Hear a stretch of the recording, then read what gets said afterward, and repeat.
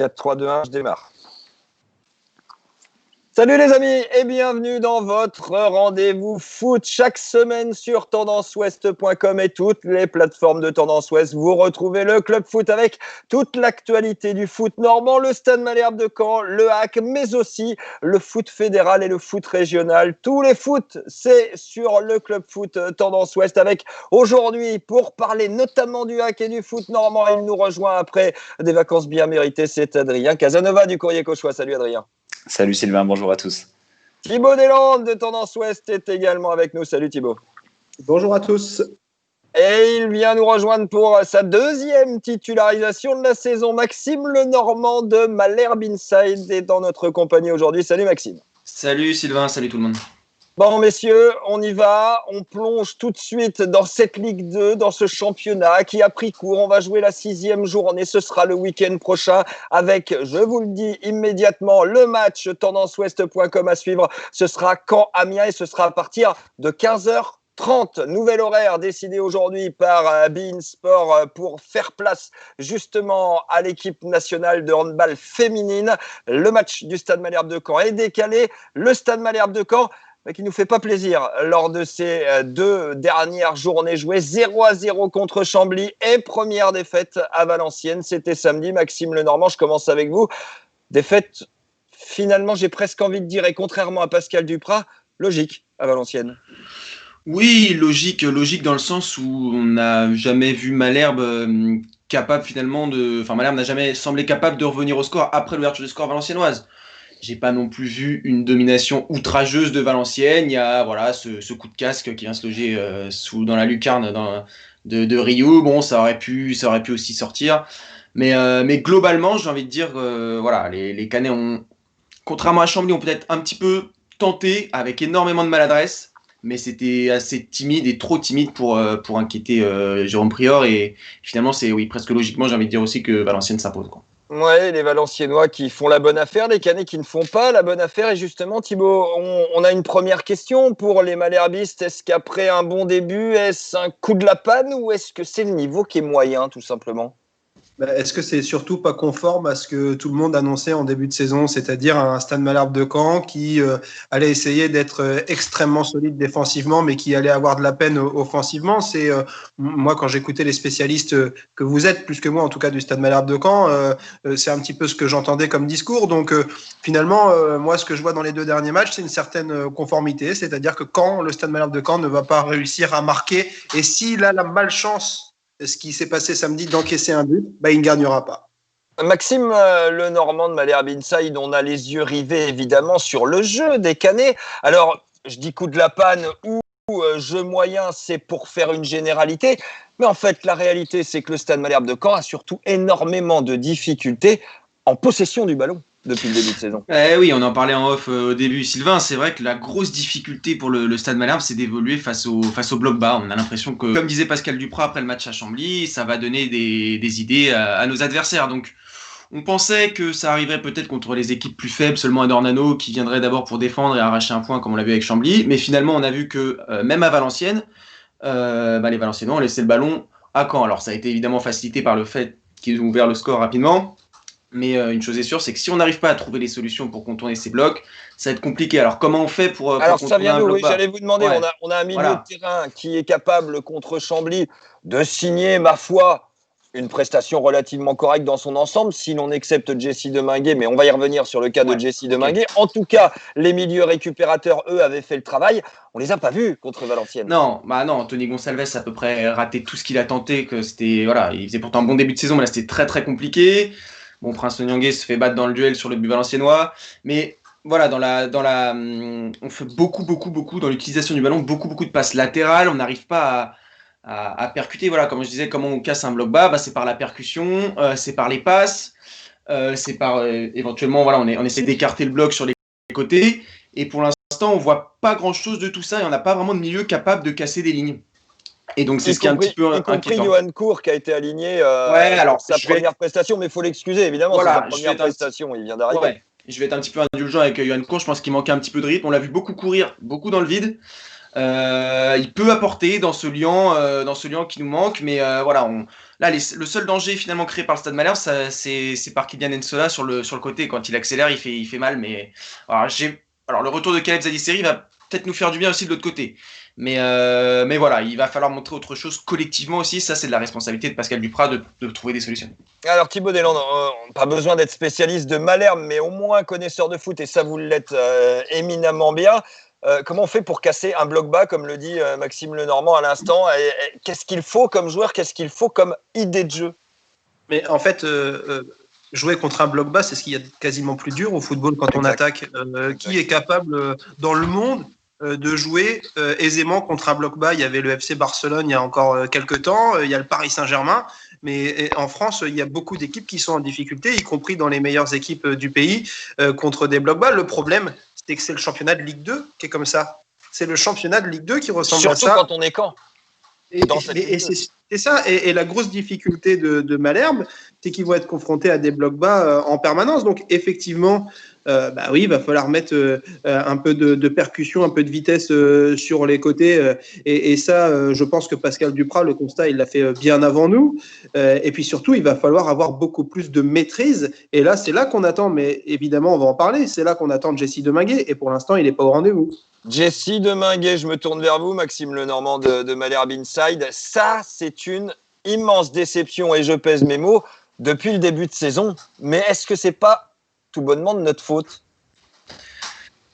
Peut-être qu'on l'a vu un petit peu plus beau que ce qu'il n'était réellement, mais il a fait. Alors, ce type de match, il l'a fait la saison passée, notamment au début de saison, sur Real Almeida, avec beaucoup de passes latérales, beaucoup de passes vers l'arrière. Moi, j'attends de Jessie Deminguet cette saison qu'il prenne ses responsabilités de leader technique, tout simplement. Il a déjà fait une saison pleine en Ligue 1 sous Mercadal Courbis. Il a fait une saison pleine en Ligue 2 l'année dernière. Voilà, maintenant, il doit être capable de prendre le jeu à son compte, finalement, et de porter un petit peu plus le ballon et d'arrêter de se cacher, finalement. Et je crois que de son niveau de jeu dépend beaucoup aussi le niveau de jeu du Stade Malherbe. Et donc, c'est très logiquement que... À ce point-là, oui. Et c'est peut-être très logiquement aussi que Pascal Duprat cherche d'autres solutions aussi, non? Oui, on a parlé... Alors, il parle souvent, il répète souvent qu'il a envie de passer en 4-4-2. Alors moi, j'ai bien aimé Jessie Deminguet en Ligue 1 sous Mercadal Courbis, je disais en 4-4-2 justement. Il a fait de très bons matchs contre Reims, contre Dijon à domicile, c'était ses meilleurs matchs pour moi en Ligue 1. En 8 en fait, en position numéro 8, relayeur. Ouais, en relayeur. Récupérateur, relayeur, voilà. Mais à 2 avec... qui était pas organisateur en fait. Tout à fait, donc en grattant des ballons, en première rampe de lancement. Moi, j'ai du mal à cerner quel est son meilleur poste. J'ai vu aussi délivrer, par exemple, un peu plus haut, une très bonne passe décisive contre Nancy la saison dernière. Donc, j'ai du mal à le situer. Donc, on va voir. Est-ce que Duprat va changer de système, peut-être avec l'arrivée d'Alexandre Mendy, qui est probable dans les prochains jours? Peut-être un passage en 4-4-2. Je ne sais pas ce qu'il faut faire pour Jessie Deminguet. Est-ce qu'un petit tour sur le banc peut lui faire du bien? Il y a Aliou Traoré qui va revenir. Je sais pas, mais ce qui est sûr, c'est que c'est un très bon joueur. Il a les qualités techniques, il a une belle vision de jeu, mais il doit tout simplement assumer ses responsabilités de leader technique maintenant.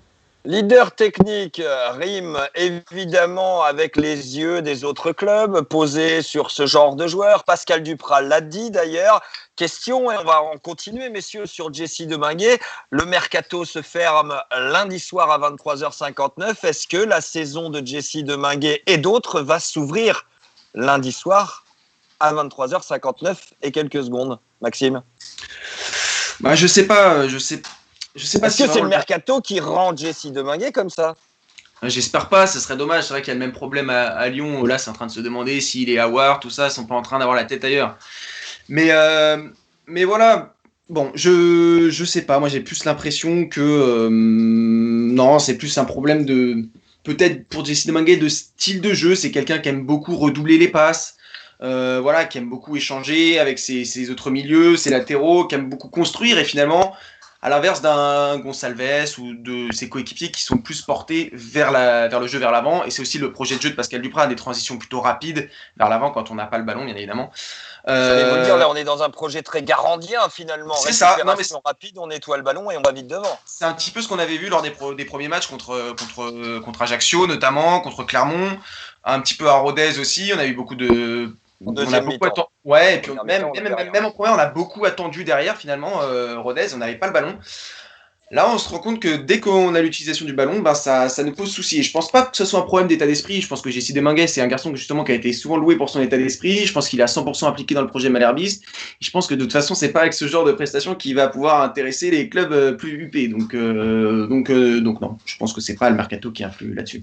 Mercato pour vous, Thibaut Deslandes. Alors, vous êtes président d'un club de National 3. Le mercato, c'est toujours une période assez compliquée, quel que soit le niveau d'ailleurs, dans l'état d'esprit des joueurs. Là, il est très long, ce mercato, cette année. Il s'achève donc au mois d'octobre. C'est du jamais vu. Est-ce que ça peut vraiment jouer dans l'état d'esprit des joueurs, selon vous, Thibaut ? Bah oui, forcément. Surtout quand on est un joueur relativement jeune. Jessie Deminguet, il est encore assez jeune, hein, donc je ne sais pas s'il est concerné par ce mercato ou pas. Et ça, je dirais que lui seul, le club et ses agents le savent. Mais ça peut forcément jouer sur ses performances sportives. C'est une évidence parce qu'il se passe beaucoup de choses dans la tête. Est-ce que je vais partir? Est-ce que je vais rester? Il y a des histoires de contrats. Les joueurs, ils ont beau vous dire oui, moi je laisse faire mes agents. Non, ils ne laissent pas faire leurs agents. Ils savent très bien ce qui se passe dans leurs coulisses. Ils savent très bien ce qui se passe chez eux. Et évidemment que ça peut avoir un impact sur leur performance sportive. Ça, c'est loin d'être neutre. Mais Jessie Deminguet, il est peut-être aussi comme d'autres. Il a peut-être du mal à digérer tout ce qui s'est passé ces derniers mois. Enfin, on est quand même sur une reprise extrêmement particulière. On est quand même sur une fin de saison l'année dernière qui ne s'est pas faite. Les mecs, ils ont été des mois et des mois à attendre la suite des événements. Et peut-être que j'en sais rien, enfin, je veux dire, c'est vraiment de l'hypothèse, mais peut-être que ça joue plus sur Jessie Deminguet que sur d'autres. Puis peut-être qu'il est tout simplement pas très bien en ce moment. On connaît ses qualités. J'entendais parler tout à l'heure du poste où il était le meilleur. Moi, je trouve qu'il a une qualité de passe et il a une vision du jeu qui peut lui permettre d'organiser le jeu du Stade Malherbe de Caen.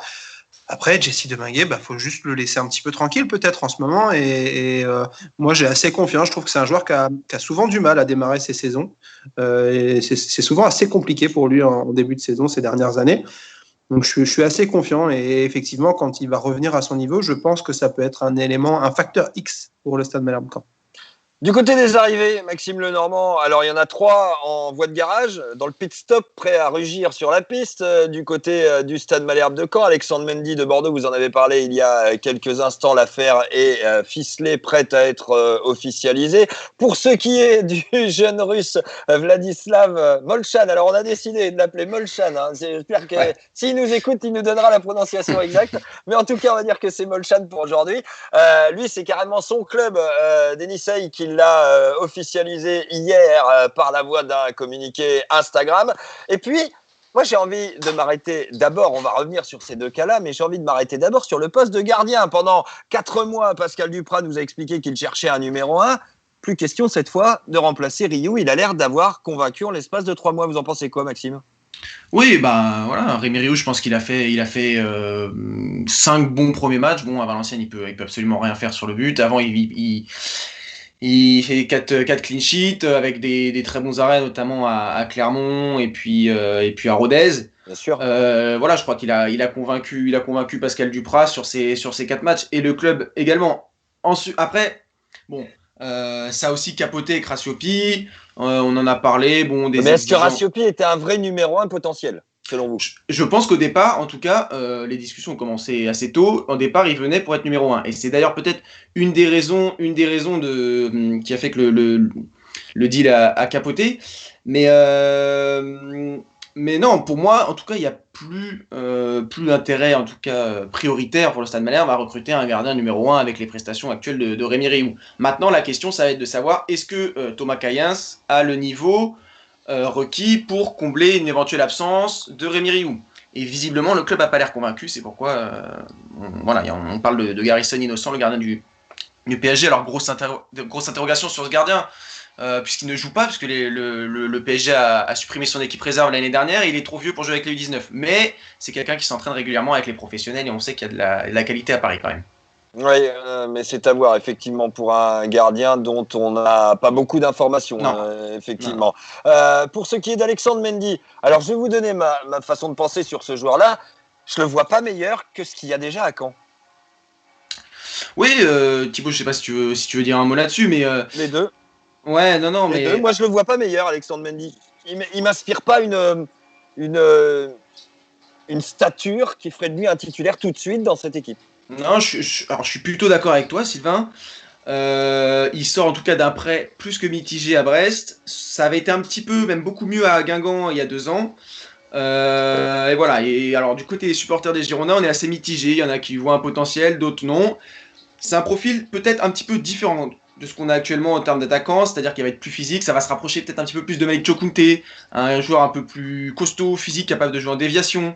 Donc c'est peut-être un profil qui manquait à l'équipe Donc de là, Pascal on est dans Dupin. la configuration d'un 4-4-2 avec Nicolas Voilà. Joachim autour d'Alexandre Mendy. Bamou. Ça veut dire que Bamou n'est plus là? Ou ça veut dire que Bamou va rester? Alors moi je le vois rester, Bamou. En tout cas lui il a dit qu'il se sentait bien. Après c'est toujours les discours tout ça. Moi je le vois rester. Dans notre malheur, on a la chance que sur les 2 derniers matchs, bon, il fait un mauvais match à Chambly et puis il est suspendu après à Valenciennes. Donc pour l'instant, là, voilà, il n'a pas trop à se montrer. Mais moi, je le vois rester. Je vois pas de joueur pour l'instant partir honnêtement du club parce que de toute façon, voilà, ce que je disais. Donc Deminguet n'est pas forcément performant. Les joueurs qui ont des valeurs marchandes. Onyangé est trop cher. Voilà, Onyangé est trop cher. Et puis les joueurs qui ont un petit peu de valeur marchande, c'est-à-dire Joaquini, Zaliseri qui est blessé, ils sont soit blessés, soit trop ouais, jeunes. alors, Soit trop jeunes. alors, Ils partiront pas cette année. je le vois pas partir cette année non plus, mais c'est le seul joueur qui pourrait éventuellement intéresser je pense des clubs de Ligue 1. Par exemple, Strasbourg a manifesté un intérêt en début de mercato, mais je le vois pas non plus quitter le projet Malherbis maintenant. Non, effectivement. Pour ce qui est du match qui arrive, le Stade Malherbe de Caen reçoit l'Amiens Sporting Club. Ce sera samedi après-midi à partir de 15h30. On le rappelle, match à suivre sur tendanceouest.com et sur toutes les applis Tendance Ouest. Thibaut, il est important ce match parce qu'on va arriver au premier septennat de match. On est dans une manière de voir les résultats assez moyenne pour Caen. Ça peut permettre de basculer du bon côté ou au contraire de rester englué peut-être dans le milieu de tableau pour Caen? Vous avez tout dit. Pour l'instant, le championnat il est relativement serré. Ce match, il peut permettre de basculer du bon côté, oui. Il peut surtout permettre de mettre Amiens déjà assez loin. Et ça, c'est loin d'être neutre. Après, vous savez très bien ce que je pense des équipes qui changent d'entraîneur juste avant un match. J'allais y venir. Est-ce que c'est le bon moment ou pas? Moi, à titre personnel et pour l'avoir vécu d'assez près, je trouve que c'est jamais très bon. Une équipe qui change d'entraîneur pour l'adversaire, c'est jamais quelque chose de très très bon parce que évidemment les joueurs ont envie de se montrer, parce que si les joueurs avaient, j'aime pas trop ce terme-là, mais si les joueurs avaient quelque part un peu lâché leur entraîneur, ils vont montrer aux suivants qu'ils sont là et qu'ils sont capables de répondre présent. Donc moi je considère que c'est plus un mauvais moment qu'un bon moment. Après, vu la dynamique d'Amiens, voilà, il faut profiter de ce match-là pour basculer effectivement du bon côté, ou en tout cas pour valider ce qui resterait avec une victoire, un début de saison somme toute assez correct. Un début de saison assez correct, effectivement, avec une victoire. Du côté du Havre, et là on va basculer tranquillement vers notre ami Adrien Casanova.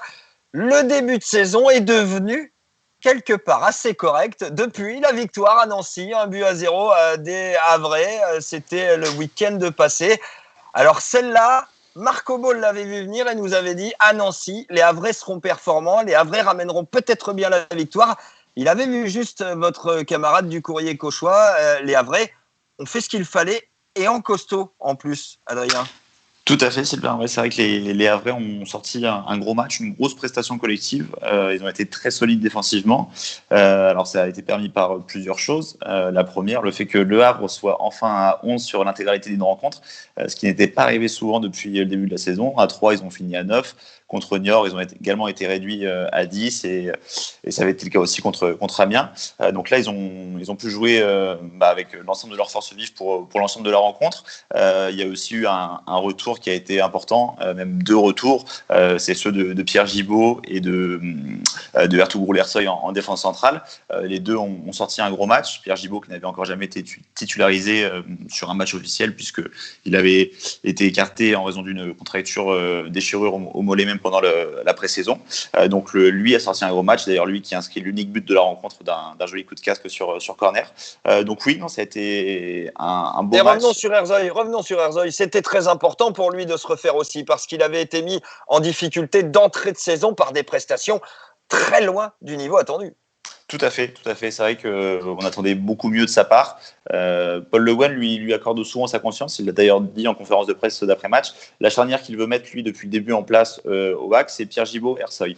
Il n'avait pas eu l'occasion encore de le faire. Là, pour l'instant, de ce qu'il a pu voir, le week-end passé, ça lui a donné raison, puisque les deux ont sorti un gros match aligné ensemble. Donc oui, non, ça a été tout bénéfique pour le Havre, cette rencontre. Il y a les 3 points, il y a une prestation collective, il y a un état d'esprit qui est ressorti de ce match, une générosité, une solidarité de la part de l'ensemble des Havrais. Donc non, c'est plutôt positif avant d'enchaîner. La première question concernant ces Hackmen, elle est évidemment encore pour vous, Adrien Casanova du Courrier Cauchois. Pourquoi ça marche bien à l'extérieur pour le Hack et que ça ne marche pas à Océane ?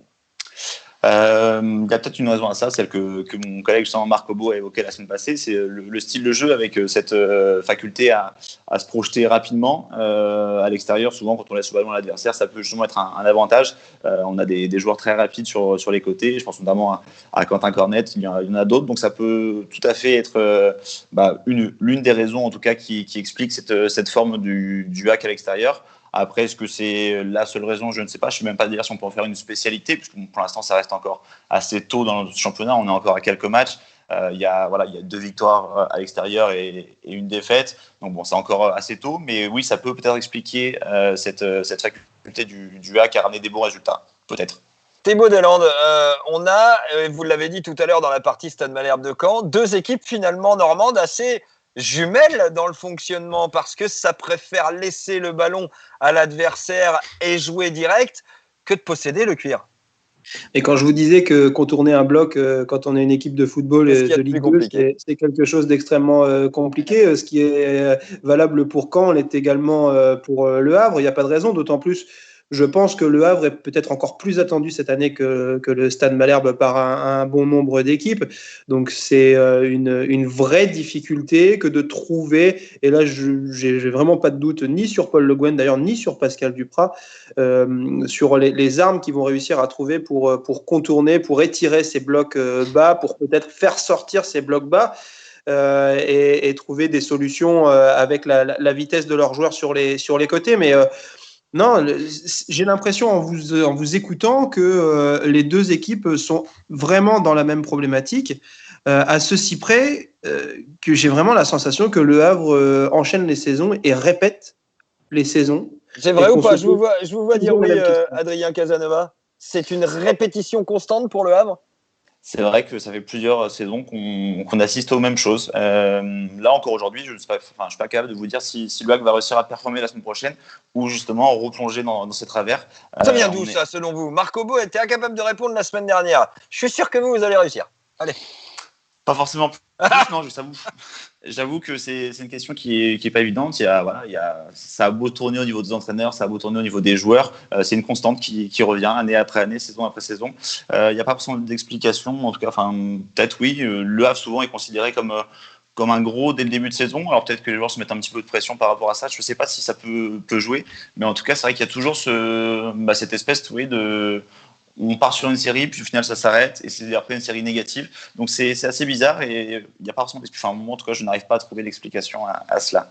Thibaut Deslandes, est-ce que vous en auriez une once d'explication ? Comment se fait-il que l'on puisse répéter, comme ça, à l'infini, les mêmes caractéristiques et presque, Adrien, vous allez me contredire ou pas, presque les mêmes résultats, presque les mêmes cheminements, presque les mêmes enchaînements ?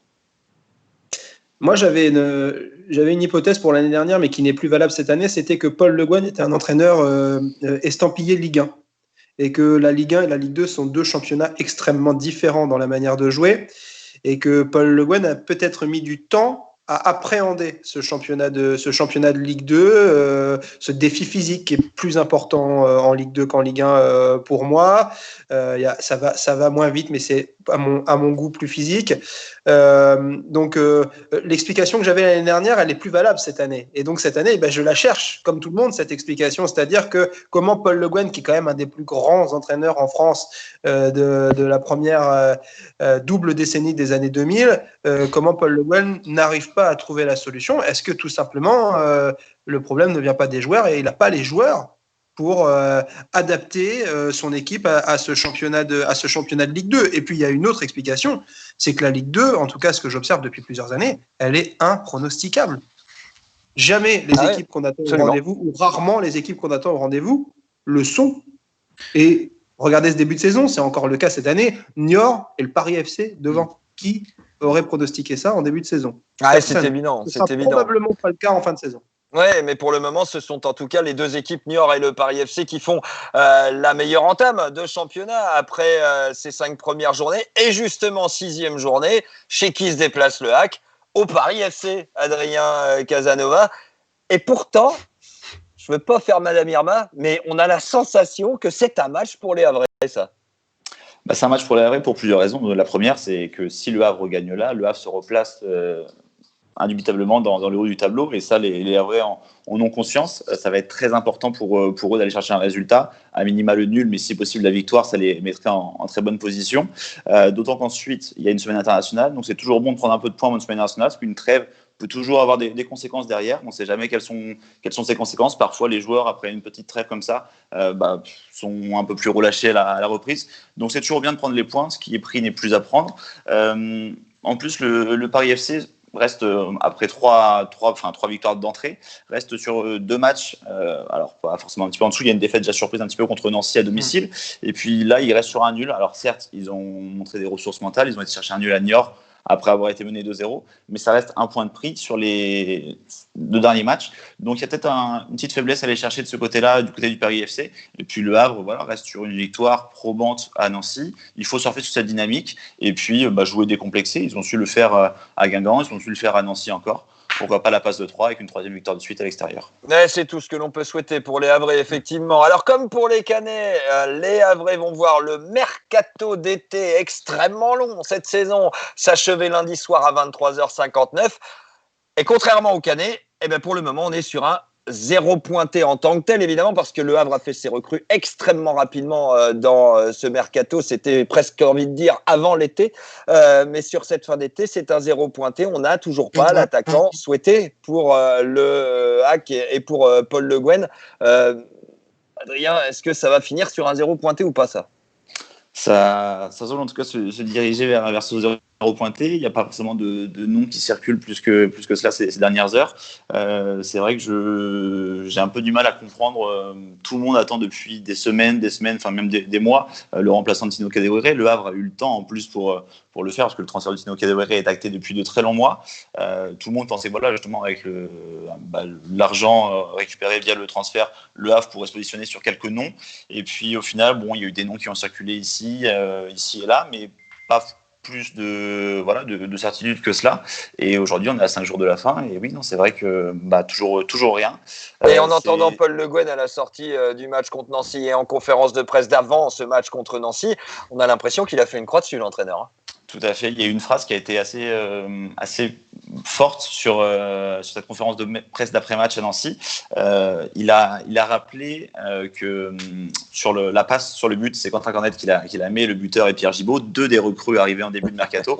Et il dit finalement le mercato n'est pas si mauvais que ça. Comme si c'était déjà... C'était fini. Comme si c'était déjà fini. Donc cette phrase est forte de sens, mais moi... C'est taquin un petit peu aussi. Oui, aussi, c'est envoyé vers cette direction. Voilà, bien sûr.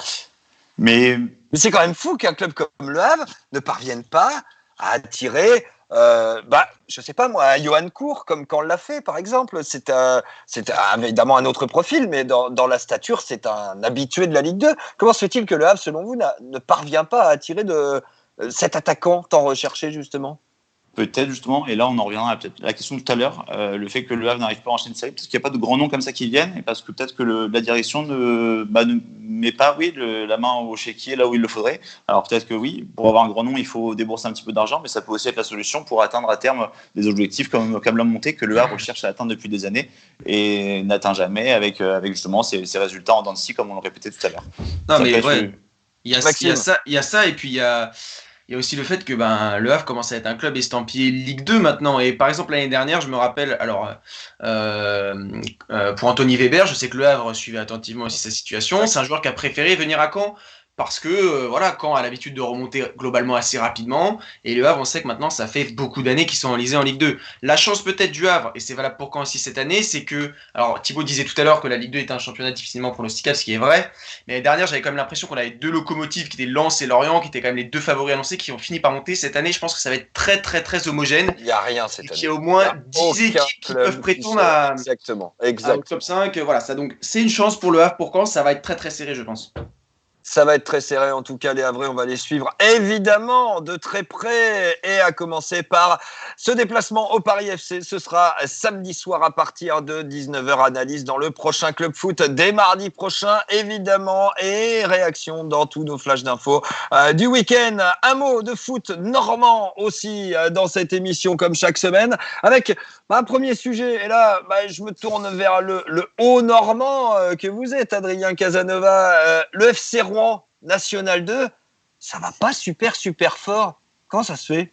C'est vrai, ça va pas super fort. On est à 7 matchs. Il y a 9 points pris, certes, mais il n'y a que 2 victoires, 3 nuls et 2 défaites. Et puis surtout, un contenu qui n'est pas au niveau des attentes qu'on pouvait espérer en début de saison. Il y avait eu Est-ce qu'on attend trop des Diables Rouges ?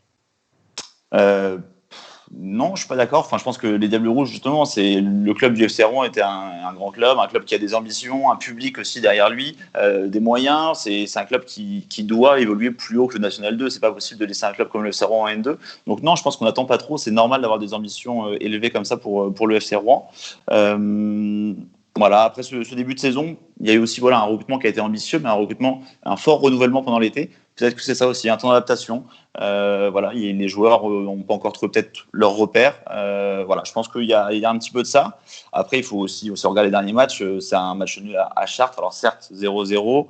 Avant, il y a eu. En fait, le problème, c'est offensivement, on a l'impression. Parce que défensivement, on va dire que l'assise défensive est là. On a des joueurs qui sont restés, des joueurs qui sont solides. Et Rouen a pris très peu de buts depuis le début de saison. Par contre, c'est offensivement. Là, en 7 matchs, 3 buts seulement marqués. C'est là où le bas blesse, mais j'ai confiance en David Giguel. C'est un très bon coach, je pense qu'il saura trouver les mots, et il faut espérer qu'il y ait une réaction très prochaine du FC Rouen. La Coupe de France va peut-être leur permettre justement de retrouver un petit peu cette force offensive. Ils jouent un candidat qui est de plusieurs divisions inférieures, donc il faut espérer qu'il profite de peut-être ce rendez-vous pour retrouver un peu de confiance devant le but. Ça peut être une solution. La Coupe de France, donc, avec cet adversaire de Régional 3, puis ensuite la réception de l'En Avant Guingamp B. 2 matchs, effectivement, pour remettre les Rouennais en selle. Thibaut Deslandes, président d'un club régional de Normandie, et qui dit club régional dit forcément passion Coupe de France. La question, elle est simple. Vous l'avez tous vu, le tirage du 4e tour de Coupe de France qui aura lieu tous ce week-end partout en Normandie. Thibaut Deslandes, surprise ou pas surprise, selon vous ? Surprise, parce qu'il y en a toujours. Alors qui Le tout, c'est ce que je dis à chaque fois et à chaque tour, le tout est de ne pas faire partie des surprises. Il est beau ce tirage en tout cas. Moi, c'est la première réflexion que je me suis fait quand j'ai vu ce tirage. Je l'ai regardé en direct, évidemment. Il est beau ce tirage. Il y a 2 superbes derbies, la Maladrerie à Gécamp et Cherbourg-Tour-la-Ville pour ce qui concerne la basse Normandie. Il y a un superbe match de National 3 entre Dieppe et Évreux qui vaut son pesant d'or en ce qui concerne la Haute-Normandie. Il y a des petits clubs qui n'auront absolument rien à perdre face à des gros, et je mets des guillemets quand je dis gros. Il est beau ce tirage. Après, il y aura des surprises. À voir d'où elles viendront. Le dernier tour, la surprise, elle est venue du match de Wassel. Franchement, je ne l'aurais pas pronostiqué ici. Ouais. Elle aurait pu venir donner sur Odon également, à nos dépens.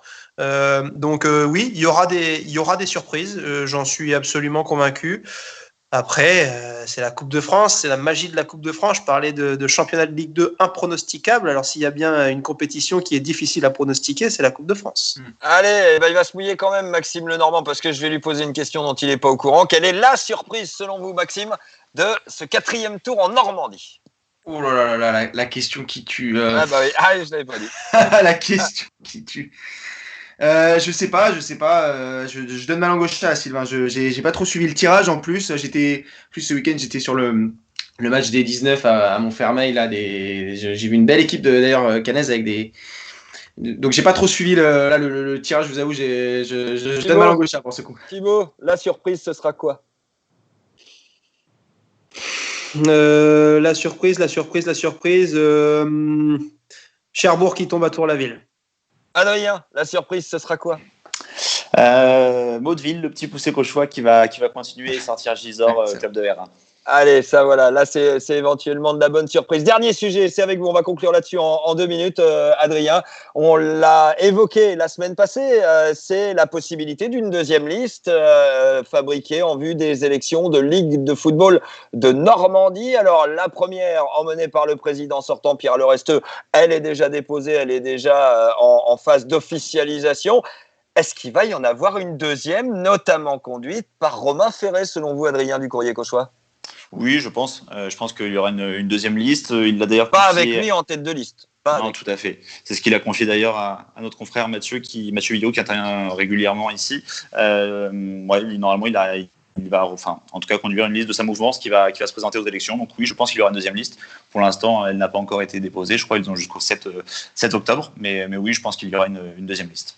J'ai envie de vous dire vivement le 7 octobre, messieurs, que l'on sache comment le football normand va pouvoir choisir son futur président pour les 4 prochaines années. Merci à vous, Maxime Lenormand de Malherbe Inside. Merci à vous, Sylvain. Adrien Casanova du Courrier Cauchois. Merci à vous, Thibaut Deslandes de Tendance Ouest. Passez une très bonne semaine. Rendez-vous, on vous le rappelle, 30 en direct sur Tendance Ouest. Et sur les applis Tendance Ouest pour Stade Malherbe de Caen, Amiens. D'ici là, passez une très bonne semaine foot, évidemment, en Normandie. Salut. Salut, Sylvain. Salut.